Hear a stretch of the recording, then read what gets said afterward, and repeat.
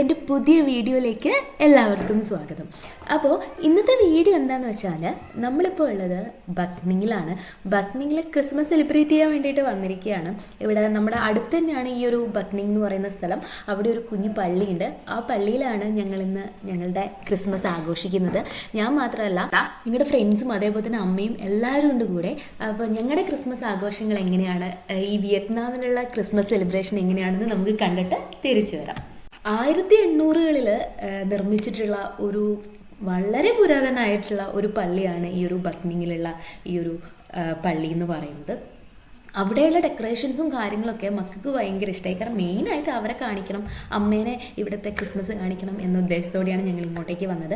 പള്ളിയുടെ ഉൾവശത്ത് ആരും അങ്ങനെ അത്ര ആൾക്കാരൊന്നും ഉണ്ടായിരുന്നില്ല. ഞങ്ങൾ ജസ്റ്റ് ഉള്ളിൽ കയറി പള്ളി ഒന്ന് കണ്ടു, ഒന്ന് പ്രാർത്ഥിച്ചു, എന്നിട്ട് പിന്നെ പുറത്തേക്ക് വന്നു. പുറത്തായിരുന്നു ശരിക്കും പറഞ്ഞാൽ സെലിബ്രേഷൻ ഉണ്ടായിരുന്നത്.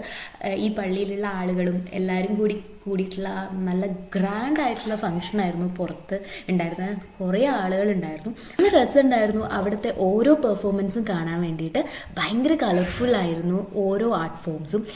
ഭയങ്കര വെറൈറ്റി ആയിരുന്നു. കാരണം ഇവിടുത്തെ ആൾക്കാരുടെ ഡാൻസ് ഫോംസ് ആയിരുന്നല്ലോ കൂടുതലുണ്ടായിരുന്നത്. അതൊക്കെ നമുക്ക് ടി വികളിലും വീഡിയോസിലും മാത്രമേ ഇവിടുത്തെ ആൾക്കാരുടെ ഡാൻസുകൾ നമ്മൾ കണ്ടിട്ടുള്ളൂ. അപ്പോൾ അത് നേരിട്ട് കാണുമ്പോൾ ഉണ്ടായിരുന്ന ഒരു എക്സ്പീരിയൻസ് എന്ന് പറയുന്നത് അത് ഭയങ്കര രസമായിരുന്നു. എനിക്ക് മാത്രമല്ല, കണ്ടുന്ന എല്ലാവർക്കും ആ ഒരു എക്സ്പീരിയൻസ് തന്നെയാണ് കിട്ടിയതെന്നാണ് എൻ്റെ വിശ്വാസം.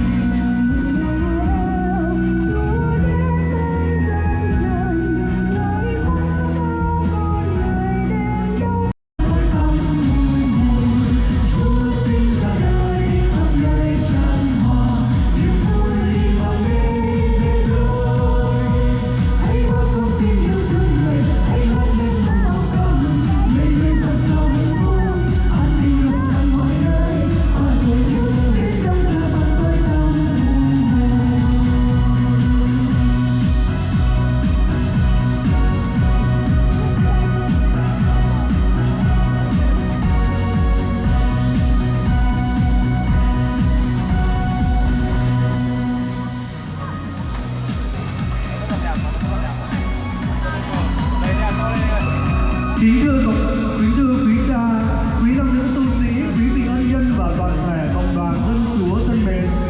Chương trình hoan ca đêm ánh sáng tin mừng của chúng ta đến đây đã khép lại. Đêm nay, ánh sáng của Chúa Giáng sinh đã lan tỏa trong từng khúc ca, từng lời ngợi khen và từng nhịp đập con tim. Ước mong rằng ánh sáng ấy sẽ mãi soi đường dẫn lối, mang lại bình an và hy vọng cho mỗi cuộc đời chúng ta.